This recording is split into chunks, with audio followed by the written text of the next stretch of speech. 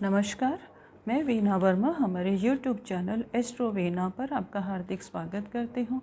धन्यवाद भी देती हूँ कि आप मेरे साथ जुड़े हुए हैं। आज मैं आपके साथ ज्योतिष से संबंधित जानकारी शेयर करना चाह रही हूँ। मैं समय समय पर आपके साथ जानकारी शेयर करती हूँ। मैं आपके साथ राशियों के बारे में जानकारी शेयर करती हूँ। मैं आपके साथ प्लैनेट्स के बारे में, न्यूमरोलॉजी की भी जानकारी शेयर करती हूँ। आज मैं आपके साथ गोचर के बारे में जानकारी शेयर करना चाहती हूँ। गोचर के बारे में वैसे तो सभी जानते हैं कि हर चीज़ मूवेबल है। दुनिया में हर चीज़ एक जगह से दूसरी जगह जाती है और अपने अपने results time to time change करती है। एनवायरनमेंट चेंज होता है, राशियों में जो प्लैनेट्स हैं उनकी पोजीशन चेंज होती है। कुछ प्लैनेट्स बहुत जल्दी चेंज होते हैं। तो आज मैं आपके साथ शेयर करना चाहती हूँ सूर्य के बारे में। सूर्य जो है अब 16 और 17 के बीच में अपनी राशि छोड़ के अभी वो कन्या राशि में चल रहे हैं। वहाँ से शिफ्ट होके अब तुला राशि में आने वाले हैं, जहाँ पर सूर्य को नीच का माना जाता है। और सूर्य के 12 भावों पर, 12 राशियों पर क्या क्या प्रभाव पड़ेंगे, इसके बारे में मैं जानकारी शेयर करना चाहती हूँ। तो सब राशियों के बारे में जो ट्रांसिट है वो अलग अलग राशियों का अलग अलग इफ़ेक्ट देता है। तो 12 भावों में हर प्लैनेट्स जो है अपने अपने हिसाब से अलग अलग रिजल्ट्स देते हैं। किस वक्त ये पोजीशन के ऊपर है कि किस भाव का स्वामी है, कहाँ पर विचरण कर रहा है, उसके अकॉर्डिंग ही रिजल्ट्स इनके आते हैं। तो आज मैं 12 राशियों के बारे में आपके साथ जानकारी शेयर करना चाहती हूँ कि नीच के सूर्य का 12 राशियों के ऊपर क्या प्रभाव पड़ेगा और किस तरह से हम पहले से अलर्ट हो जाएं कि अगर हमारे साथ कोई परेशानी आने वाली है तो उससे हम दूर हो जाएं। और वो भाग्य हमेशा परेशानी तो नहीं देते ना प्लैनेट्स। अब सूर्य जो है वो रोशनी देता है और एक भ्रांति फैली हुई है कि सूर्य नीच का है, तो सब लोगों के माइंड में ये रहता है कि नीच का सूर्य हमें कहीं नुकसान तो नहीं देगा, कहीं वो नीच इफेक्ट तो नहीं देगा। अब नीच का सूर्य का मतलब ये नहीं है कि वो हमारे को नीच रिजल्ट्स ही देगा। कई बार हमारे को धन धान्य से समृद्ध कर देता है। और हम उन भाग्यवान राशियों के बारे में भी बात करेंगे जिनको वो धन से परिपूर्ण करने वाला है। और जहाँ पर कोई ट्रबल आने वाली है वहाँ पर हम सावधानियाँ बरतने की कोशिश करेंगे। और मैं आपको बता दूंगी कि किन किन उपायों से हम लोग जो है छोटी छोटी परेशानियों से बच जाएं। तो आज हम सबसे पहले बात करते हैं मेष राशि के बारे में। तो मेष राशि के बारे में हम बात करते हैं तो हमें ये पता होना चाहिए कि सूर्य जो है वहाँ पे किस भाव का स्वामी है, कहाँ पर विचरण कर रहा है और किस किस राशि के साथ एडजॉइन हो रहा है। तो मेष राशि में सूर्य जो है सप्तम भाव में आएगा। सप्तम भाव जो है पार्टनर का हाउस होता है और ये पंचम भाव से चेंज होके ये सप्तम भाव में आने वाला है। तो इसमें मैं पहले बता दूं कि कुछ समय से, पिछले 1 महीने से जो है मेष राशि के जातकों के साथ क्या प्रॉब्लम हो रही थी। वो प्रॉब्लम हो रही थी कि इनका संतान के साथ में जो वैचारिक मतभेद चल रहा था और कहीं ना कहीं घर में कोई ना कोई टेंशन चल रही थी, तो वो इस महीने समाप्त हो जाने वाली है। और अगर आपके कारोबार में कोई परेशानी आ रही थी तो वो दूर हो जाने वाली है। कभी कभी ऐसा होता है कि हम व्यापार में, काम में, जॉब में पूरे एफर्ट्स डालते हैं तो हमें पूरी सफलता नहीं मिलती। तो इस बार हमें वो इस महीने में सूर्य का जो ट्रांजिट चेंज होगा तो मेष राशि के जातकों को पूरी सफलता मिलने वाली है। धन धान्य की वृद्धि होगी और जीवन के बस ये है कि सूर्य जो है थोड़ा सा अग्रेसिव प्लैनेट है, तो इनके कारोबार में तो उन्नति होगी, साझेदारी में भी फ़ायदा होगा, पार्टनरशिप में इनको फ़ायदा होने वाला है। परंतु सूर्य जो है इनके सप्तम भाव में षष्ठेश के साथ में विचरण करेंगे। तो हो सकता है इनको जीवन साथी के स्वास्थ्य की थोड़ी सी चिंता हो, तो उससे बचने के लिए एक गणपति की उपासना कर सकते हैं। साथ ही साथ क्या कर सकते हैं कि ये 700 ग्राम के करीब जो पालक है वो गाय को खिला सकते हैं किसी भी वेडनेसडे या फ्राइडे को। तो इनके जीवन साथी का जो स्वास्थ्य है वो अनुकूल रहेगा। इसके बाद हम आ जाते हैं वृष राशि के ऊपर। वृष राशि में जो सूर्य है इनके छठे भाव में विराजमान रहेंगे और वो इनके पंचम भाव के स्वामी बुध के साथ छठे भाव में रहेंगे। राहु इनके लगन भाव में है। तो क्या इनके साथ में हमें क्या सावधानी बरतनी चाहिए। इनका खर्चे अधिक होंगे, सुख समृद्धि की वृद्धि होगी और इनके जो आय के साधन हैं वो भी बढ़ेंगे। परंतु साथ ही साथ इनको अपने स्वास्थ्य का भी ध्यान रखना चाहिए। शुक्र जो है शुक्र वृष राशि का स्वामी इनके चतुर्थ भाव में विराजमान रहेंगे, तो हो सकता है ये किसी सुख साधनों के ऊपर खर्चा करें और कुछ नई चीज़ खरीदने की कोशिश करें। और जिस वस्तु का, इवन गाड़ी हो सकती है, घर हो सकता है, और भी कोई लग्जरीज हो सकती हैं जिसकी घर में इनको ज़रूरत हो रही थी, तो वो इस महीने इनकी पूरी हो जाने वाली है। परंतु इनको एक चीज़ का ध्यान रखना पड़ेगा कि मंगल जो है इनके 11th हाउस में रहेंगे। 11 से उसकी जो दृष्टि है वो इनके 2nd हाउस पर रहेगी। तो मंगल क्या है कि कभी कभी जो वाणी में कठोरता ले आता है, तो इनको अपने लाभ के लिए, अपने काम के लिए, अपनी जॉब के लिए अपनी वाणी में मधुरता रखनी पड़ेगी। अगर ये वाणी में मधुरता रखेंगे, मीठा बोलेंगे, तो डेफिनेटली इनको किसी तरह की कोई परेशानी नहीं होगी। और वाणी में मधुरता के लिए अगर मंगलवार को 5 बूंदी के लड्डू हनुमान जी के मंदिर में चढ़ाएंगे तो डेफिनेटली इनको फ़ायदे होंगे और इनके लाभ के मौके इनको मिलेंगे। अब हम आते हैं मिथुन राशि के ऊपर। मिथुन राशि में हम गोचर की स्थिति को देख लेते हैं। तो सूर्य जो है मिथुन राशि के स्वामी बुध के साथ इनके 5म भाव में विराजमान रहेंगे, और मंगल जो है इनके 10th हाउस में विराजमान रहेंगे, और राहु जो है इनके 12th भाव में है। तो राहु थोड़ी सी खर्चों की अधिकता करेंगे। मंगल जो है 10th हाउस में इनके 6ठे भाव का भी स्वामी है, 11th हाउस का स्वामी है। तो थोड़ा सा मतलब इनको कारोबार की उन्नति के लिए थोड़ा सा परिश्रम करना पड़ेगा, और परिश्रम करेंगे और थोड़ा सा सूझबूझ से काम लेंगे तो डेफिनेटली इनको फ़ायदे होने वाले हैं। और इनको एंग्जाइटी से बचना चाहिए और अपने स्वास्थ्य का विशेष ध्यान रखने की ज़रूरत है, क्योंकि केतु जो है इनके 6ठे भाव में विराजमान है। फिजूल खर्च से ये बचें। फिजूल खर्च से मतलब अनएक्सपेक्टेड खर्चा ना कर दें, कोई ऐसी चीज़ ना खरीद लें जो इनको लोन लेके लेनी है। तो अगर ये ऐसा करेंगे तो इनको लाभ रहेगा। अदरवाइज़ ऐसा ना हो कि अगर कोई लोन वगैरह लेके किसी चीज़ को परचेज़ कर लेते हैं, बाय कर लेते हैं, तो इनको आगे परेशानियों का सामना करना पड़े। तो अपनी चादर देख के अगर ये पैर पसारेंगे तो डेफिनेटली आगे भी इनकी लाइफ जो है बड़ी स्मूथ जाएगी और इनको हर तरह से फ़ायदे मिलने वाले हैं। और किसी घर में अगर कुछ समय से किसी उत्सव की संभावना थी, जैसे कि कोई फंक्शन वगैरह होने वाला था, तो वह डेफिनेटली इन दिनों में हो जाएगा। अब हम बात करते हैं कर्क राशि के ऊपर।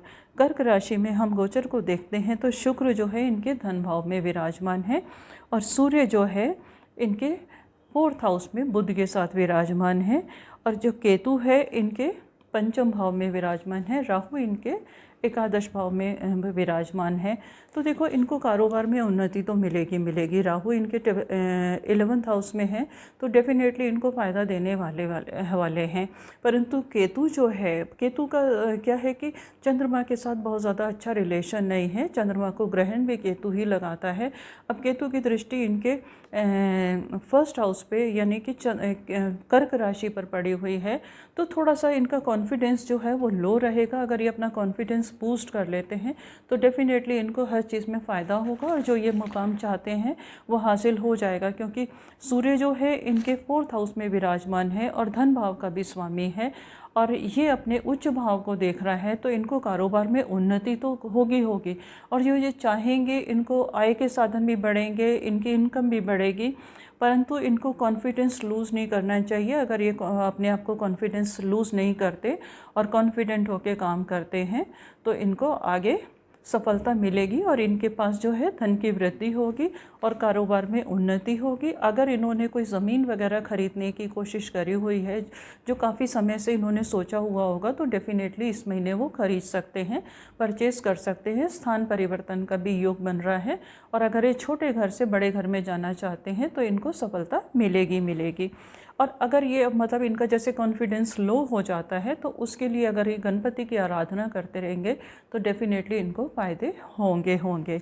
अब हम बात करते हैं सिंह राशि के ऊपर। सिंह राशि के ऊपर बात करते हैं तो हम थोड़ा सा पहले इसका गोचर देख लें।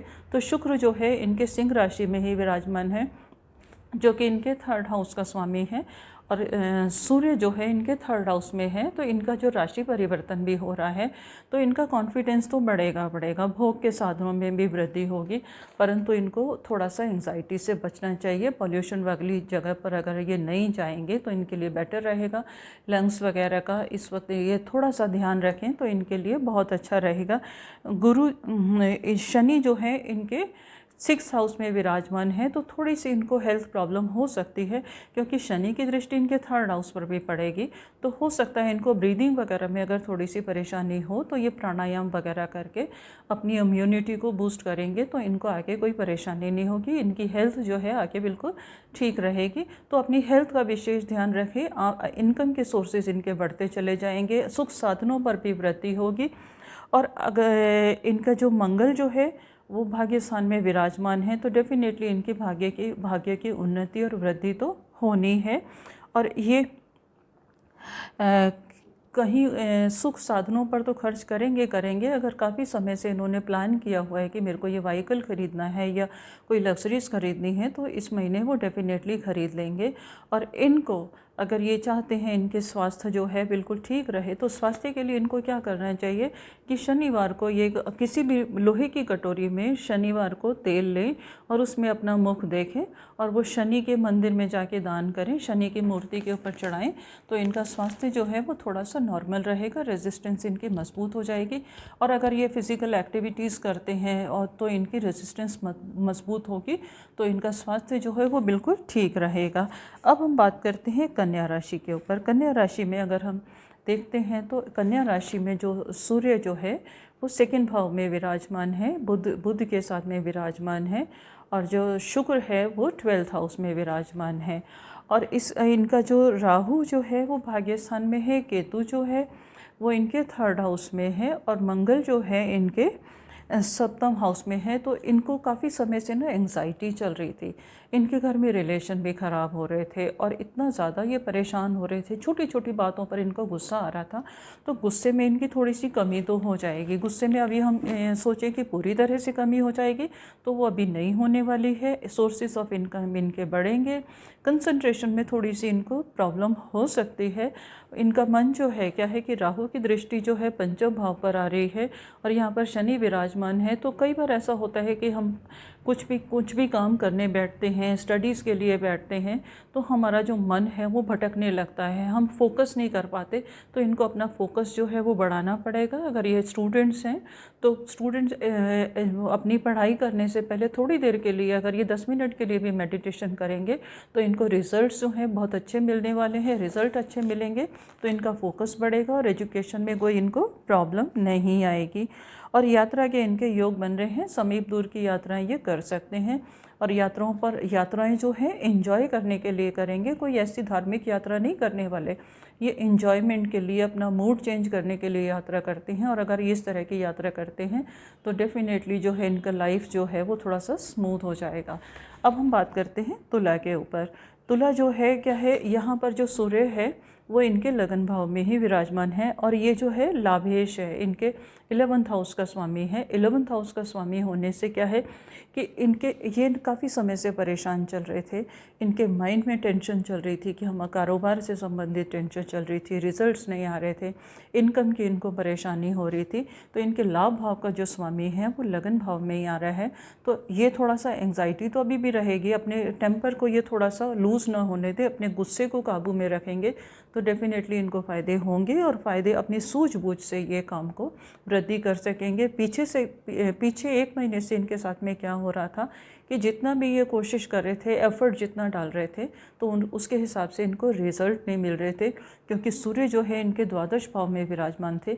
अब लगन भाव में जब आ जाएंगे, इनके तुला में आ जाएंगे, तो डेफिनेटली इनको फ़ायदे होंगे। और ये प्लानिंग ऐसी करेंगे कि इनको आगे फ़ायदे होते चले जाएं। अब इनके कारोबार में स्टेबिलिटी आ जाएगी, कारोबार में उन्नति भी होगी और इनको इनके साझेदारों से, पार्टनर से फ़ायदा होगा।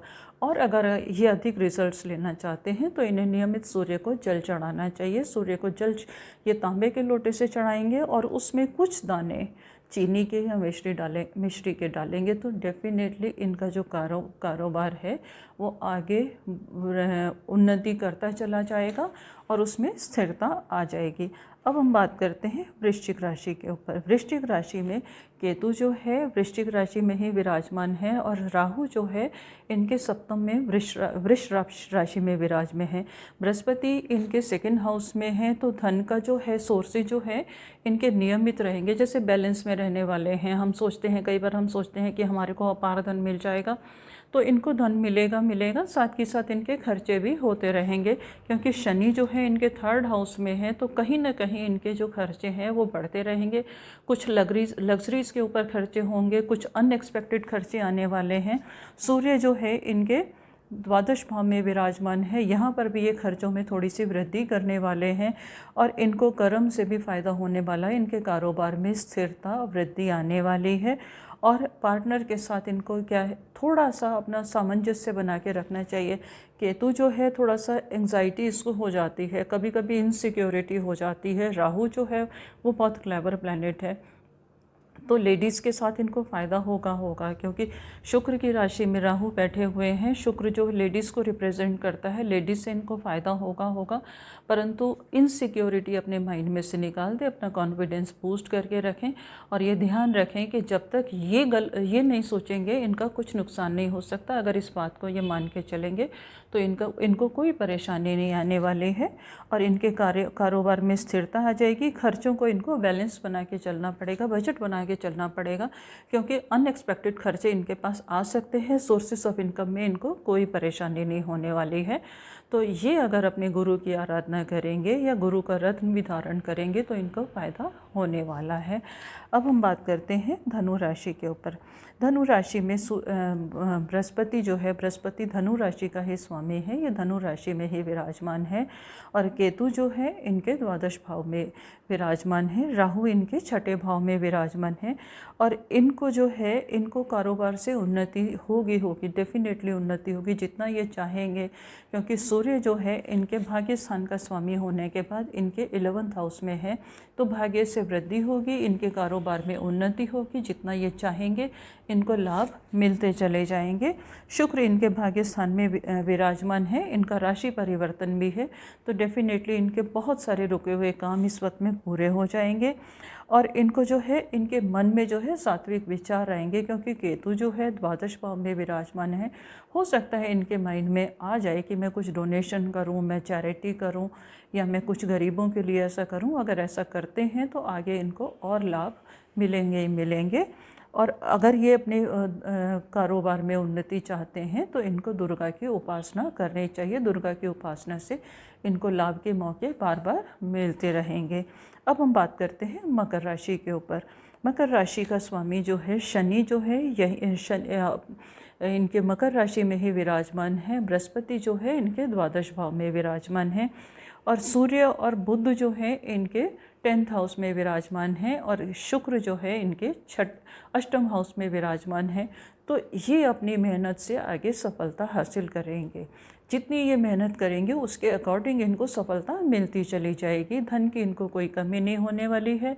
इनको भी बजट बना के चलना चाहिए, व्यर्थ के अपव्यय से इनको बचने की कोशिश करनी चाहिए। कभी कभी ऐसा होता है कि हम अनएक्सपेक्टेड चीज़ें खरीद लेते हैं जिसकी हमें ज़रूरत नहीं होती, तो अगर ये उस चीज़ को कंट्रोल करेंगे तो आगे इनका जीवन जो है बहुत ज़्यादा स्मूथ जाने वाला है और इनको सुख सुविधाएं मिलने वाली हैं। दाम्पत्य इनका सुखी रहेगा। जीवन साथी का भरपूर सहयोग मिलेगा। उसके सहयोग से वो इनको मोटिवेट भी करेगा और उसके सहयोग से आगे बढ़ेंगे भी। और इनको अगर शिक्षा के क्षेत्र से जुड़े हुए हैं तो इनको फोकस बना के रखने की बहुत ज़्यादा ज़रूरत है, क्योंकि राहु जो है इनके पंचम भाव में विराजमान है। पंचम में कभी कभी ऐसा होता है कि माइंड डिस्ट्रैक्ट करता है, तो ये कुछ ना कुछ एक एक्स्ट्रा एक्टिविटी में अपने आप को ऑक्यूपाई कर लें जिससे इनका फोकस बन जाए, क्योंकि राहु जो है मल्टी टैलेंटेड है। अगर ये दो काम एक साथ करेंगे तो डेफिनेटली इनको फ़ायदा होगा। और ये कंसंट्रेशन के लिए क्या कर सकते हैं, अगर इनको म्यूज़िक सुन के काम अच्छे से पढ़ सकते हैं तो म्यूज़िक सुन के करें, और अगर कुछ एक्सरसाइज वगैरह करके कर सकते हैं तो उससे भी इनको फ़ायदा होगा। और अगर कुछ भी ना हो तो ये रिवॉल्विंग चेयर के ऊपर बैठ के स्टडीज़ करेंगे तो इनको फ़ायदा होने वाला है। साथ ही साथ कंसंट्रेशन के लिए सरस्वती माता की पूजा करेंगे तो इनको फ़ायदा होगा। अब हम बात करते हैं कुंभ राशि के ऊपर। तो कुंभ राशि में अगर हम देखते हैं तो सूर्य जो है इनके सप्तम भाव का स्वामी होने के बाद इनके भाग्य स्थान में आ गया है।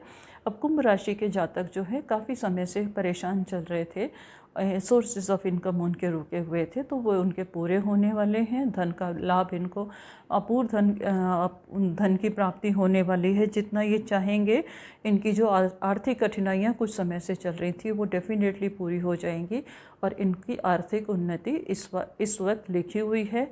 और जितने काम इन्होंने सोचे हुए थे, रुके हुए काम थे, वो इस वक्त पूरे हो जाने वाले हैं। भाग्य की इनकी वृद्धि होने वाली है। भाग्य में जैसे इनके काम जो रुके हुए थे वो डेफिनेटली इस महीने में पूरे हो जाएंगे और इनके काम में जो है स्थिरता आ जाएगी। काम में स्थिरता आ जाएगी तो आगे लॉन्ग लास्टिंग जो है इनका कारोबार जो है आगे बढ़ेगा। अगर कुछ जॉब में थे और उनकी प्रमोशन रुकी हुई थी या उनकी कंफर्मेशन रुकी हुई थी तो इस महीने वो पूरी हो जाने वाली है।